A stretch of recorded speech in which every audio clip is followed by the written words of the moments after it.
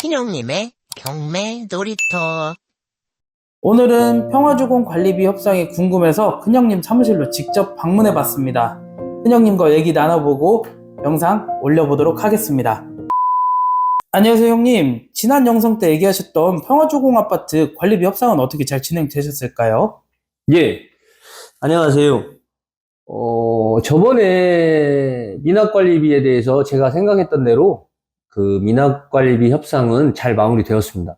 경매 낙찰 시에 4년 동안 미납관리비가 530여만 원 정도 있었는데 관리사무소장과 협상을 통해 214만 원의 납부를 완료했고 완납증명서를 받았습니다. 반가격도 안 되는 금액으로 협상하셨다는 거네요.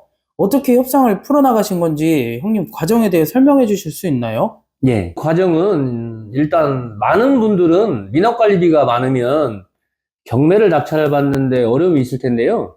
제가 오늘 그 설명드리는 팁을 통해서 조금 더 참조를 하신다면 경매 입찰의 부담을 조금 덜 수 있을 것 같습니다. 우선 경매 임장 시에 미납관리비가 있는 물건이라면 관리사무소를 통해 미납관리비에 대한 가압류 소송이나 지급명령 신청 여부를 확인하는 것입니다. 제가 협상한 평화주공 아파트는 경매 낙찰 전 확인한 바로는 가압류 소송이나 지급명령 신청이 되어 있지 않았기 때문에 입찰을 하게 되었고 미납관리비를 협상했던 부분이 있었습니다. 형님, 가압류 소송이나 지급명령 신청이 되어 있으면 어떻게 되는 건가요? 그리고 확인할 수 있는 방법은 무엇일까요? 만약에 가압류 소송이나 지급명령 신청이 되어 있다면 그 미납관리비에 대해 전액을 낙찰자가 납부를 해야 합니다. 또한 미납관리비에 대해서 상한선을 정해놓는 관리사무소들이 요즘 많이 생기는데요.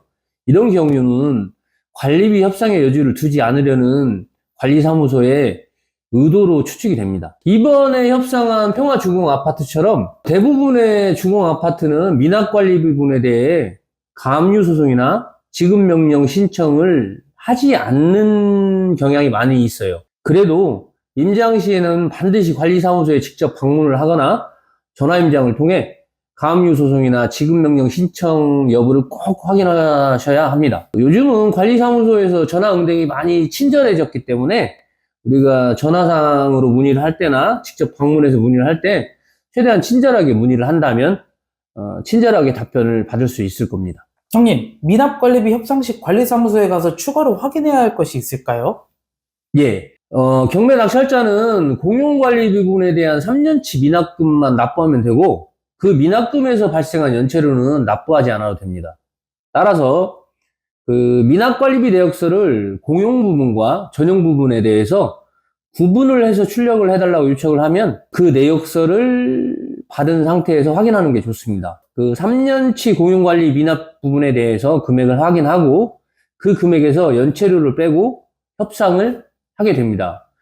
공용 부분과 전용 부분에 대한 세목은 이쪽에서 자료를 띄워드리도록 하겠습니다. 이번에 협상을 잘 할 수 있었던 부분은 4년치 미납 관리 부분이 아닌 3년치 미납 관리 부분만 냈으면 됐었고 거기에서 발생한 연체료에 대해서 납부하지 않아도 된다는 대법원의 판례가 있었기 때문에 214만에 잘 협상을 할 수 있었습니다. 형님, 그럼 관리사무소장님과 협상은 어떻게 해야 잘할 수 있는 건가요? 관리사무소장님과 협상을 해야 할 부분은 내가 추후에 낙찰을 받고 소유자가 됐을 때 하면 됩니다. 앞에서 설명드린 것처럼 구분지어 내역서를 확인하신 다음에 협상 날짜를 관리소와 조율하시고 만나러 가면 됩니다. 여기서 중요한 건 관리소장님도 사람인지라 음료수 한 박스 사가지고 가면 원하는 협상을 위한 마중물을 만드는 계기가 됩니다. 이건 뇌물이 아닌 협상 테이블에서 함께 마시면서 함께 이야기를 나누기 위함이죠. 그리고 이건 또 제가 느낀 건데 협상 가격을 조정하기 위한 저자세가 아닌 내가 소유자로서 동등한 입장으로 협상에 임하시길 바랍니다. 사전에 그 협상 가격을 정하고 협상에 임하실 때 그 금액만을 고집하지 말고 서로 타협점을 잘 찾아낸다면 보다 좋은 결과를 이끌어낼 수 있을 거라고 생각이 됩니다. 형님, 그럼 끝으로 평화주공 아파트 매매 진행은 잘 되어가고 있나요? 네, 매매가 잘 진행이 되고 있습니다. 상도덕상 하자 없는 상태에서 매매를 진행하고 싶어서 미납관리비를 해결하고 부동산에 매매를 내놓았습니다. 내놓은 지 한 달여 만에 매수자가 나타났고 2월 8일 날 계약을 성사시켰고 2월 14일 날 잔금을 받기로 했습니다. 여기서 총 들어간 비용은 낙찰금, 취득세, 민학관리비 등등 대략 4,350여만 원이 들었고요. 2달 만에 4,800만 원에 매도를 한다면 양도소득세 20여만 원을 빼고 대략 430만 원의 순이익이 발생이 됩니다. 수익률로 따지면 10% 정도가 될 거라고 생각이 됩니다. 이처럼 소액투자는 경매 초보자분들이 단기간에 수익을 낼 수 있는 부담이 덜한 투자 전략이라고 생각이 됩니다. 형님 오늘 좋은 얘기 감사합니다. 마무리 인사 한번 부탁드리도록 할게요. 네, 오늘 말씀드린 그 미납관리비 협상 팁이 도움이 되시길 바라면서 앞으로 더 좋은 물건으로 물건 분석, 임장, 그리고 낙찰, 또 필요에 따라서는 인테리어 영상까지 함께 영상을 찍어보도록 하겠습니다. 고맙습니다.